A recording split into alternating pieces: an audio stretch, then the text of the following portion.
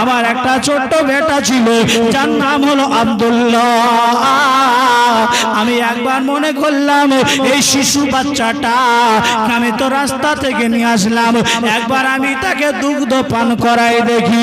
আমার হাবিবুল্লাহকে যখন বাবা হালিমা দুগ্ধ আপনার লাগালো, ডান স্থানে লাগালো, নবীজি হালিমা জানো ডান দিকের স্থানে দুগ্ধ পান করতে লাগলো। মা হালিমা তুসাদিয়া বলেন যে হয়তো মনে হয় আমার মুস্তাফার ডান দিকে দুগ্ধ পান করে মনে হয় পেট পূরণ হয় নাই। হালিমা তুসাদিয়া বলেন যে আমি একবার বাম দিকে আমার হাবিবকে আমি দুগ্ধ লাগালাম, কিন্তু আমার হাবিব মুখটাকে ফিরিয়ে নিতেছে। কারণটা কি? নবী আমার ইনসাফ করে নবী